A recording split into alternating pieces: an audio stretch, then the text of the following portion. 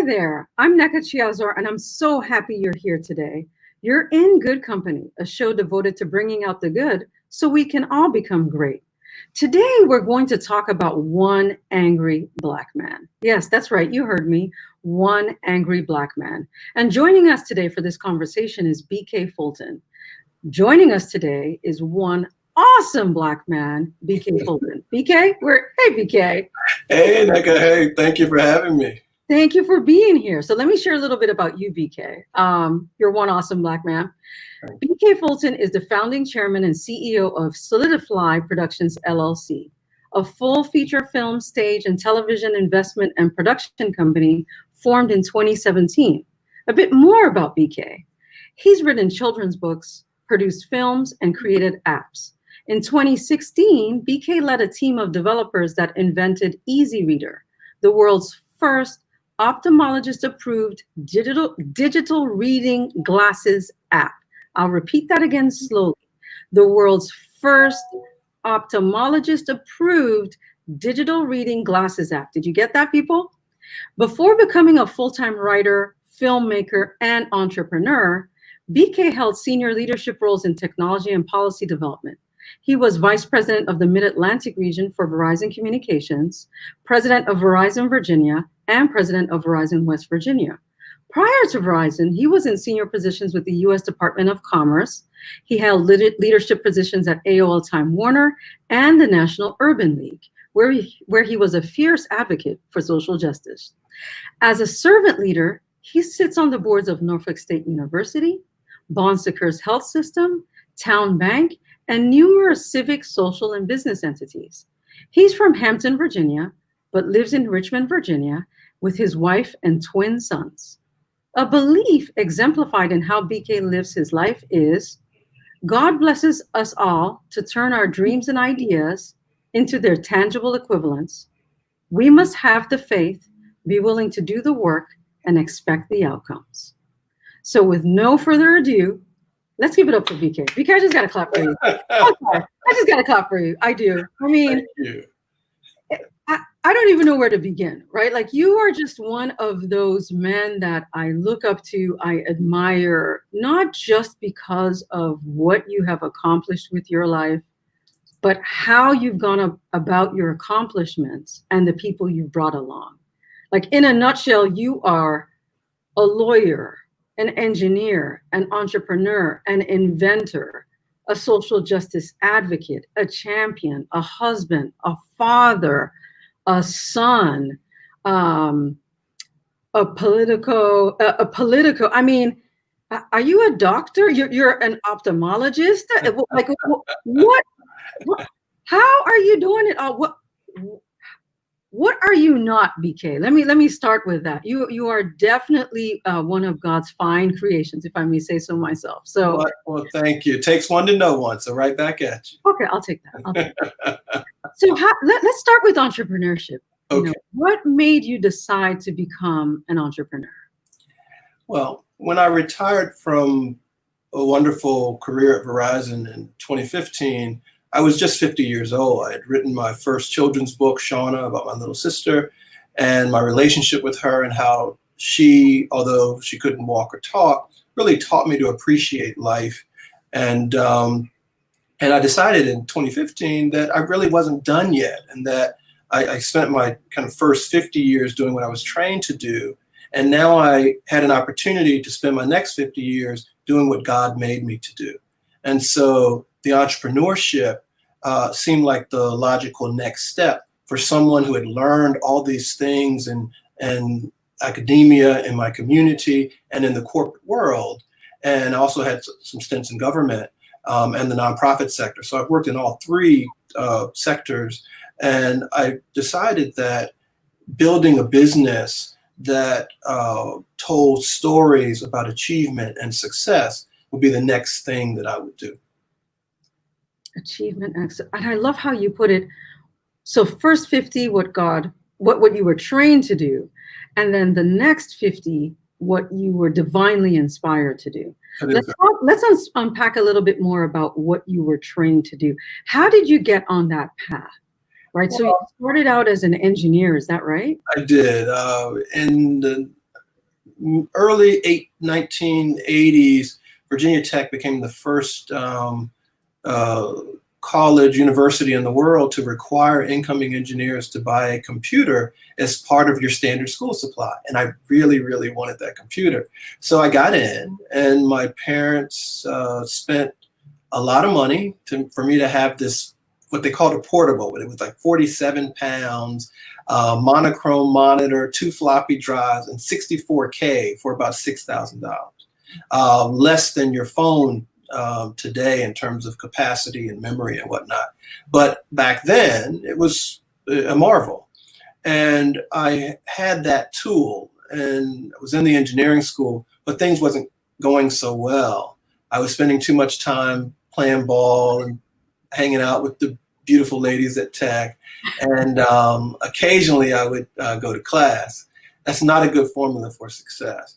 So I went to the library and found myself, and I think it was a divine experience. I feel like God pointed me to the E185.5 section of the Dewey Decimal System, and any system that uses a Dewey Decimal System that happens to be the section on Black people. And I started to read all these accomplishments, and I read about Lewis Latimer and his contribution to the light bulb, and the light bulb wouldn't burn without his carbon filament. I learned about Granville T. Woods and his invention of the electric third rail, which allows trains and subways to go. He sold the patent to General Electric in 1901. I read about open heart surgery, and the first one done by an African-American man. Blood plasma invented by an African-American man. And I said to myself, I didn't know any of these things.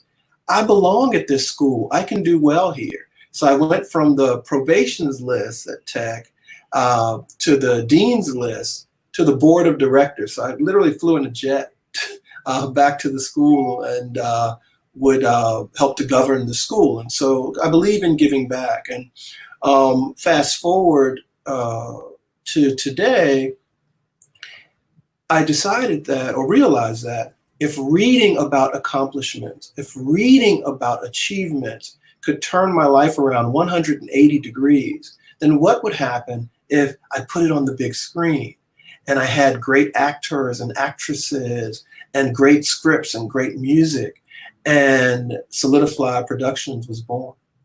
Wow. Solidify. So let's talk about your pivot to the big screen. What was your first movie? My first movie was called River Runs Red, and it had Taye Diggs, John Cusack, George Lopez, and Luke Hemsworth. It was a cautionary tale. We had a number of police killings, and what we wanted to show was what could happen if civil society didn't kick in. And basically, people would become vigilantes. And so this movie is an action movie about justice going awry and what happens when people who expect justice don't get it. Wow, sounds really timely. Sounds quite apropos. And so how did it go? Like, how did you, Taye Diggs, John Cusack, these are not small names, VK. Right? No, you know me. I like to do things the right way. Yeah. What was funny when we were telling people that we were going to be in the movie business, I guess they assumed we would film stuff on a phone or something and have a little, home video. So then when the movie premiered in the theater, they're like, VK, your movie's in the theaters, like you're making like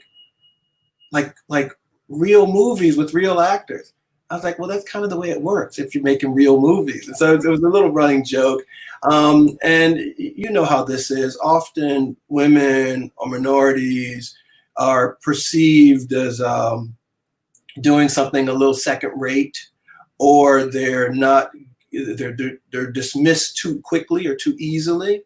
And so people didn't really see me coming. You think movies, you think Hollywood, you think some of the epicenters for great cinema. And we're in Richmond, Virginia. And so what I did was I brought in people to Richmond to help and work with people from all over the world. In today's time, we're blessed with all this technology. The great technology at Cox, the wonderful new cameras that are available that are less expensive than they used to be. And so it doesn't take as much to pull together the equipment. And then you need a good script, you need a good team, and if you have a little funding, you can paid the actors. Remember, they're workers for hire. And as long as you can pay them, they'll be in your movie. You draw from the full gamut of talent. And then we brought in a guy, Q Martin, who worked with Martin Scorsese. He understudied under Martin Scorsese and Joel Schumacher and helped to found the original MoviePass. We brought in Monty Ross, who helped Spike Lee to found 40 Acres and a Mule. We've got Wes Miller, who is a great screenwriter, director. And before you know it, we had a wonderful film packaged and distributed. We've done 3 films with Wes now. We have 5 films in the marketplace, to include our latest release, One Angry Black Man, which has received critical acclaim. And we've got 5, 6 more on deck, and then about 10 in development. So we're very serious about this, and we hope to make at least 70 films in the lifetime of the company. So wait, hold on. You 70 films in the lifetime of the company, I get that, but I'm trying to digest. You have 10 films in development right now. Right now. Right now in Richmond, in Virginia. Right. Can we talk a little bit about how you are helping to drive economic development through film, right? Because we hear a lot about the economy, about how do we ensure Virginia stays #1 on the business index.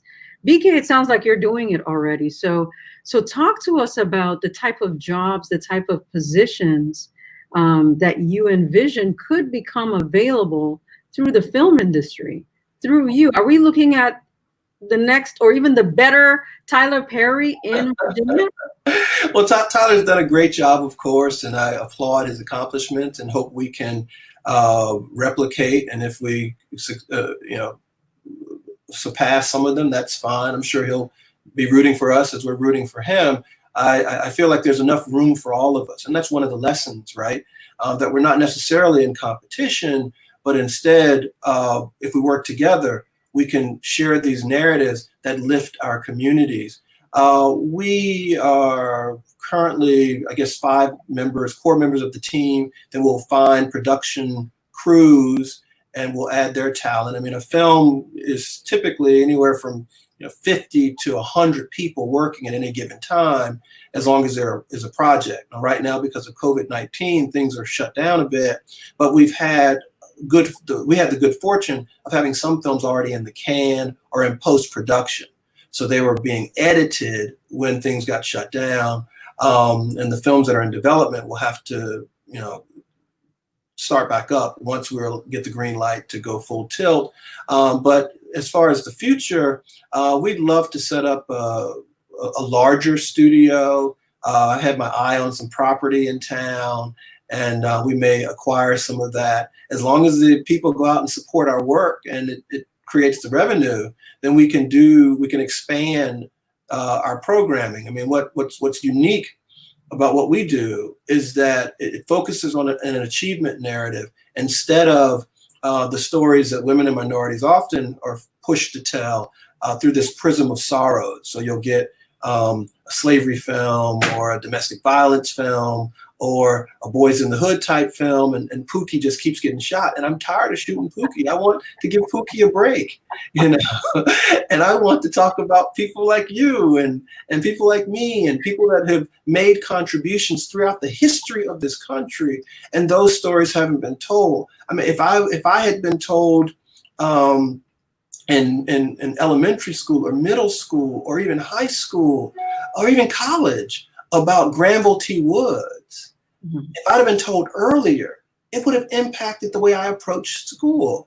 But instead, I had to find it on my own.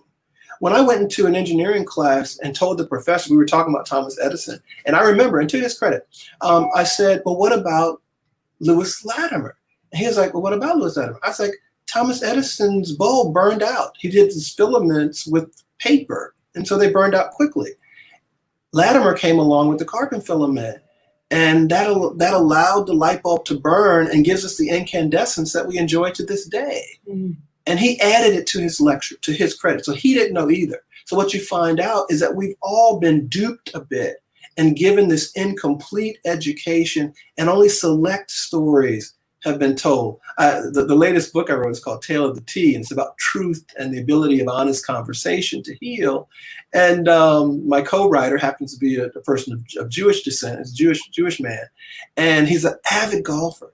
And he said, well, you know, why do you have this guy in here, George Grant, in the book? I was like, because he invented the golf tee. He was like, I did not know that. I didn't know that either. So he invented the golf tee. He was the first African-American professor at Harvard and was a dentist. And so, yeah, it was the one guy. What's his name? Dr. George Grant. Dr. And George. so my friend and I now carry golf tees with us to remember that we don't know everything, but also that there's work to do if we want to advance civil society.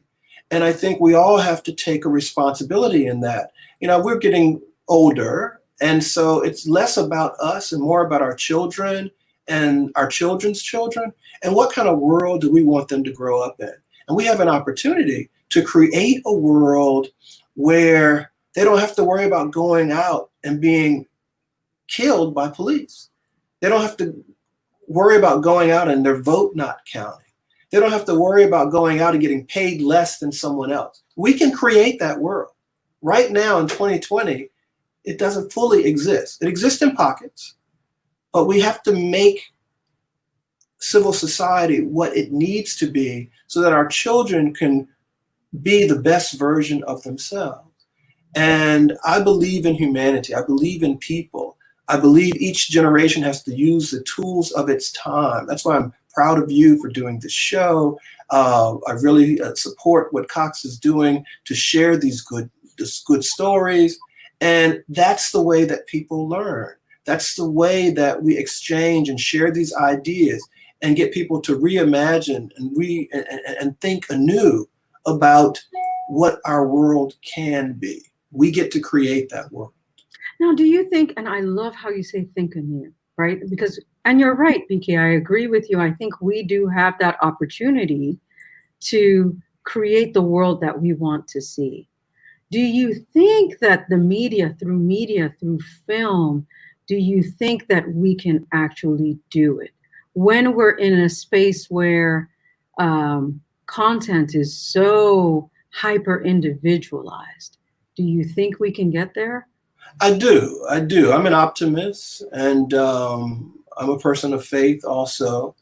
And as long as good people decide to use this very powerful tool, I do think we can get there. Media and television in particular is probably one of the most powerful and pervasive resources that we have at our disposal. And so, but if you have a vast wasteland, then it's garbage in, garbage out. If you have jewels of wisdom, of humanity, of treating each other better, and that's the diet we feed America, feed the world, then you'll see different attitudes. You'll see more cooperation. You'll see more participation.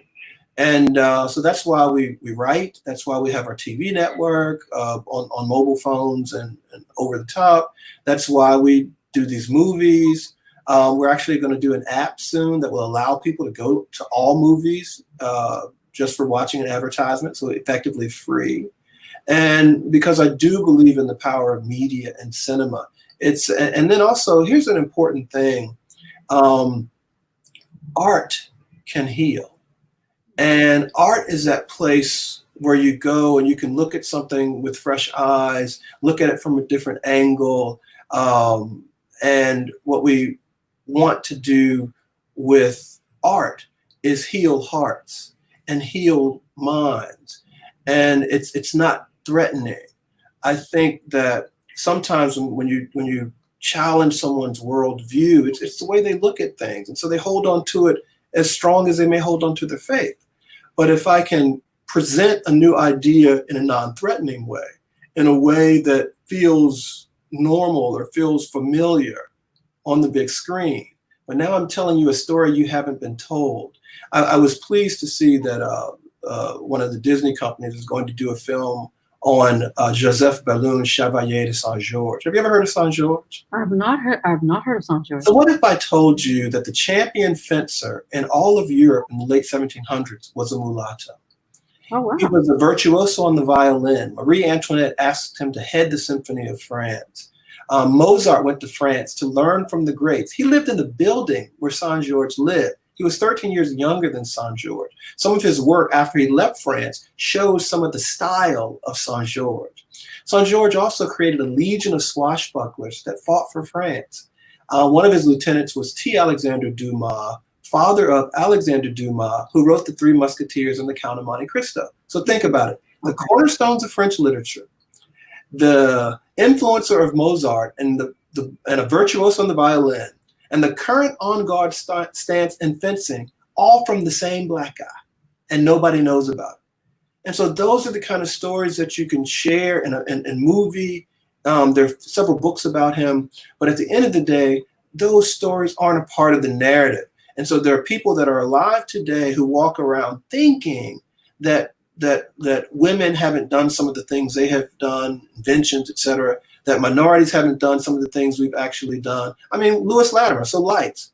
So a guy whose parents were slaves and he wasn't supposed to learn to read, created the very thing that allows us all to read today. Wow. Think about it. Or even something as simple as the tea, like the tale of the tea. Sure. Right? Sure. So let's talk about that, because you and I can go on. Let's talk about the books, the writing, because I recall at the beginning of our time, you mentioned you started with writing about your sister. Yeah. And then there's the tale of the tea, but there's also, I'm seeing a book in the background. There's a book that you wrote about. Do you want to talk about that book? Sure. So last year I wrote 7 children's books. Mr. Business, The Adventures of Little BK. And it's largely autobiographical about my time in, elementary school and my crazy life in Hampton, Virginia. And like the first book, the one that you see there was called The First Day of School, where I got chased home from school by a guy named Grimes and ended up running to my dog to protect me. And Grimes and I became friends. And so we laugh about that. And I didn't change his name on purpose. I messed with them. Everybody else, I changed the names for the most part. But the book is a series of things that young people go through because I wanted kids to feel comfortable being who they are, be comfortable in their own skin, be comfortable rocking their own style. And there was a report maybe 6 months or so ago that showed that minority kids were more likely to see a humanoid, a dog, or a cat than see themselves on the cover of a book or in the internal pages. And I wanted to address that because, again, if reading about our achievements and accomplishments changed me into the executive that I became and now the entrepreneur and businessman that I became, then if we can get to young people earlier and say, it's okay to be who you are. It's nothing wrong with the way God made you. God made you perfect, flaws and all. And that's a message that we need to feed into all our children. And here's an important reason that I want everybody to consider. None of us know where the cure for Alzheimer's is coming from. None of us know where the cure for ALS is coming from. None of us know where the cure for cancer is coming from. But what I tell you is that it is somewhere out there in the world. And the way to make sure we speed up those cures, speed up those blessings, speed up that healing is to invest in every community, invest in every boy and every girl, help them to become the best version of themselves. Then we all benefit. We all benefit. Sometimes people think that the world isn't big enough for all of us. It is. It's a wonderful place. And humanity can be wonderful. And sometimes we're absolutely brilliant. And sometimes we're not as good as we should be. And so I'm a proponent of being the best version of ourselves. I think that if I invest in you, you invest in me, we invest in our kids and other people's kids, then they come together and they create that world that we can leave behind and be happy and know that our children will be fine. And we want to create that world with you. And so that is why, BK, that I'm pleased to inform you that on behalf of Cox Communications, we are going to be donating 100 of those books to kids with the Roanoke County Public School System as part of our summer learning program to ensure and to help with our initiative of ensuring that we are reflecting the communities that we serve and driving diversity and inclusion in those markets. So shout out to those kids because they're doing some awesome work with their summer learning and summer reading. And the adventures of BK, of little BK, will be coming to them soon. Well, thank you for that. And I'll be happy to autograph them for the young people, happy to show up to speak, because that's the other part of it. And thank you for that so much. We have to show up.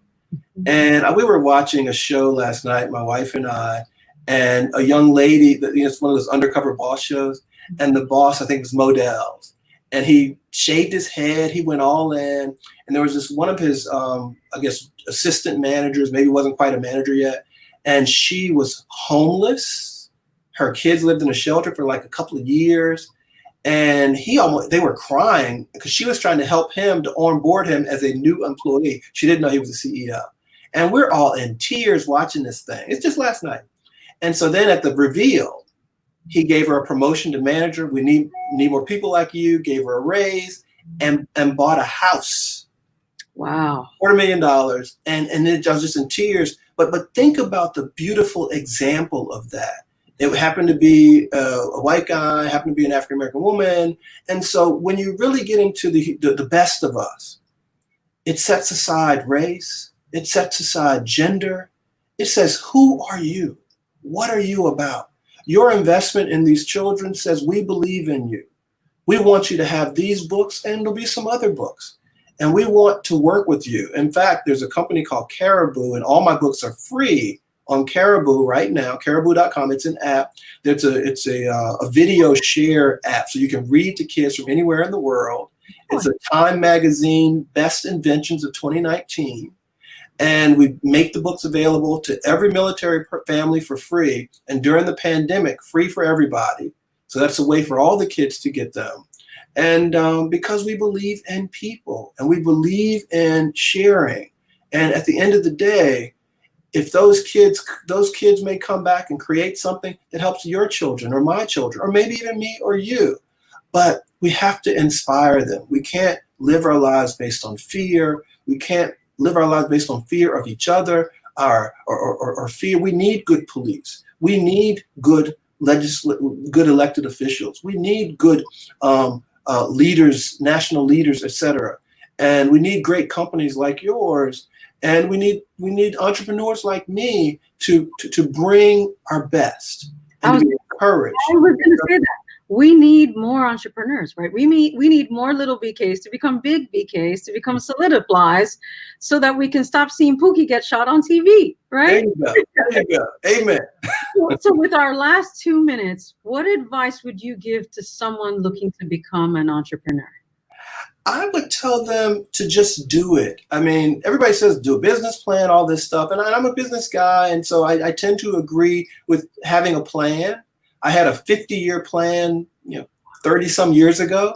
And I've been kind of executing my plan. When I started dating my wife, she was like, you didn't write a 50-year plan when you were 20 something years old. And I pulled it out. Yes, I did. I kind of did. Writing things down is very important. But what I would say to young entrepreneurs is don't build this scaffolding, this castle of a plan, and then it's so big that you never act on it. Make it actionable. Make it something that allows you to use what you have so you can start where you are. And then you build on that. And keep it simple. One other thing I'd like to share is for people who are trying to figure out what to do as we see the social unrest out in the streets and in our communities and around the world, do something you love with someone you don't usually do it with. I don't think you always have to have these huge conversations in committees and all this and that. Get to know your next door neighbor, or get to know the person in the other cubicle that you don't always talk to. Or if you like to go fishing or hunting or bicycle riding or walking, walk with someone you don't always walk with. It'll be a blessing to you. Well, folks, BK, thank you so much. We're at time, and you heard it from one awesome Black man. Do something you love with someone you don't know, because it could be a blessing. Thank you so much, viewers, for joining us today. You're in good company. I'm Nneka Chiazor, feeling blessed to be here with BK Fulton. Love you, BK. And you're coming back. You're coming back. We're going to talk about a tale of the two T's. A tale of the T. A tale of the T. A tale of the T. All right. Thanks, everyone. Have a great day.